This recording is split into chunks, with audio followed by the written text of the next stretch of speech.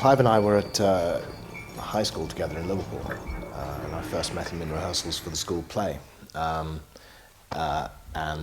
He was also writing and directing and starring in his own plays at school, which was where I first hooked up with him. Then we were working in the theatre together with the Dog Company, doing original plays by Clive. And I think it was 1985 that he first mentioned Hellraiser to me. I had already read the manuscript of the Hellbound Heart, so I knew what he was talking about. So it was just a year before we started filming Hellraiser, which was, I think, around about September '86. In a lot of ways, Hellraiser is of its time and not of its time. It has elements of the slasher movie about it, but it is not that. It's principally not that, I think, because of the Cenobites, which brings in a whole other level to the film. In a lot of ways, Hellraiser is a gothic horror film. We want the man who did this. Clive has also said that Hellraiser was Ibsen with monsters, that it's this family tragedy, family drama. We can all be happy here. With these things up in the attic, the bats in the belfry. No! I approached Hellraiser very much thinking, well, great, I'm going to play a monster in a horror film. I've always been a fan of horror movies, so to get a chance to do that was great. As the movie went on, I felt increasingly that really Pinhead is not the monster. The monsters are Julia and Frank. It's nothing personal, babe. And Pinhead, in a lot of ways, I felt, is like an impartial judge. He doesn't have an opinion whether what people are doing is good or bad. He just sits there like the demonic umpire at Wimbledon and keeps score. Oh, no tears, please. It's a waste of good suffering. In the first movie, from talking to Clive, I knew that he had been human. But I didn't know who, and I didn't know when. So I didn't know whether it was last week or last month or 20 years ago or 1,000 years ago. But I knew that was there, and I did use it because I sensed very much when I first got to look at myself in the mirror with the Pinhead makeup on, amongst a lot of feelings and emotions that swept over me in about 30 seconds when I first saw that, was a tremendous sense of melancholy, which Clive punched up because in the first day of filming, he kept giving me one note, which was do less. Just take it down, do less, take it down, do less. Which is difficult as an actor, you know. We like to feel that we're out there acting for our bread. But what I was learning and what Clive was taking me to was making friends with the makeup and knowing that if my face is dead, the makeup is doing it for me.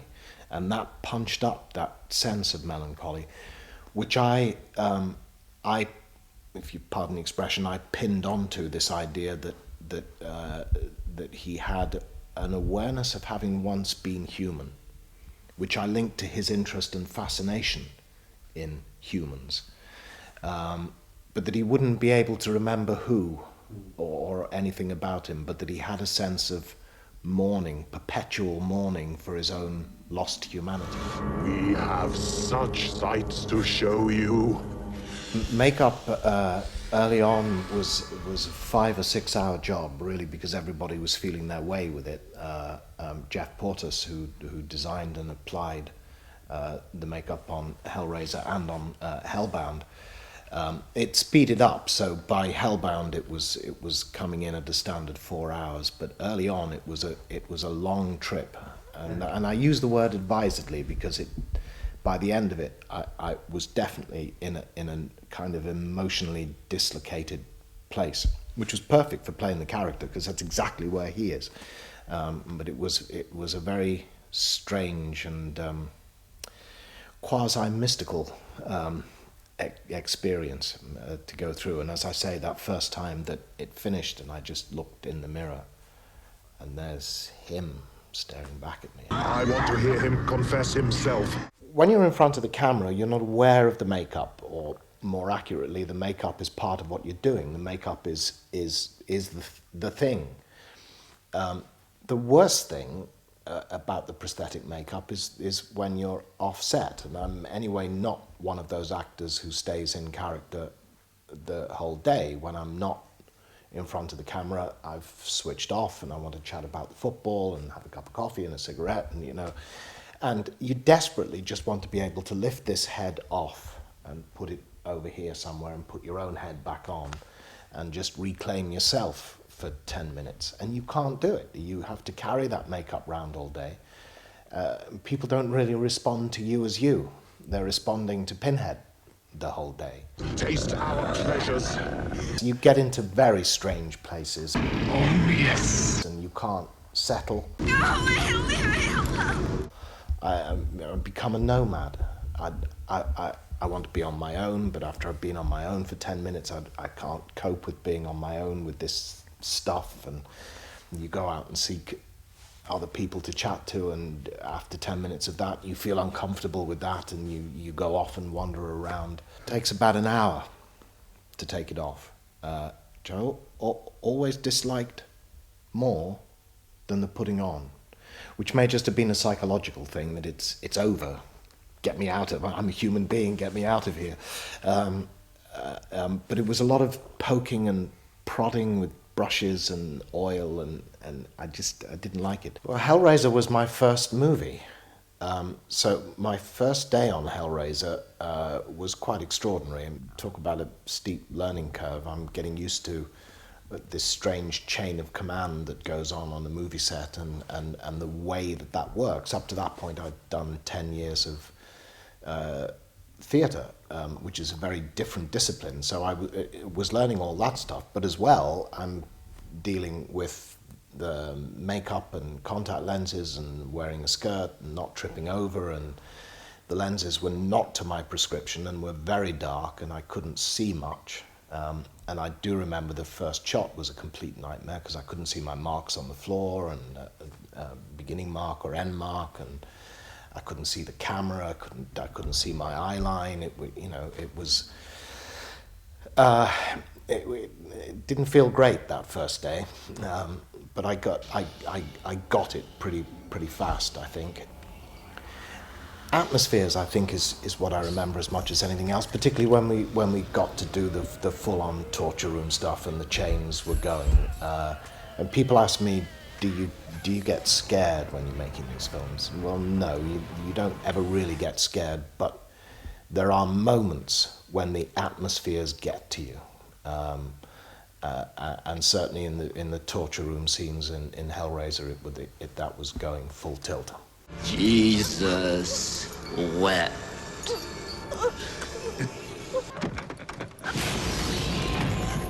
The Cenobites collectively have never been as good as they were in Hellraiser and Hellbound. Not leaving us so soon, are you? A lot of that is marks to Clive again, because obviously it would have been very easy to just put any old extra or stunt guy or whatever in the Cenobite makeups and costume, and then get voiceover people in subsequently to do the voices where needed, which for Butterball and Chatterer weren't required anyway because they don't speak. But it was Clive's call that he wanted actors in the makeup because he wanted these characters to be inhabited and have their own life. So even in the case of Butterball and Chatterer, who could very easily be considered just Atmos, Simon Bamford and Nick Vince, both professional actors and both in there and both really inhabiting that world, and it shows on screen. We can't. Not alone. You solved the box. We came. Now you must come with us. There was stuff that we filmed for Hellraiser, and I don't know whether it exists, but it was certainly filmed.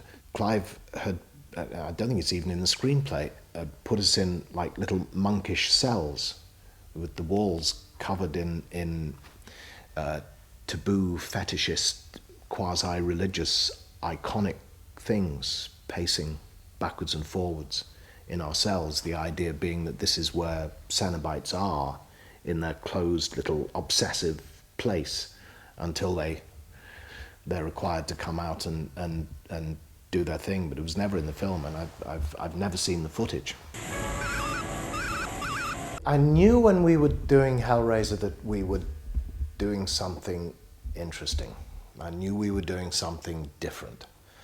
And I knew with Clive at the helm it was going to look good, and the dark side of it would be absolutely to the fore. I didn't think it would take off the way that it did, and least of all with my own character, who was not, in my mind, or indeed in Clive's mind, the focal point of the film at all.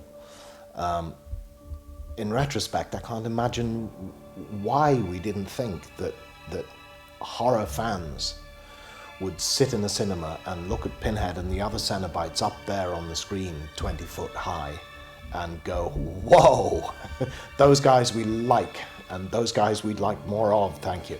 That seems obvious, but not at the time it didn't. We'll tear your soul apart. What's your pleasure, sir?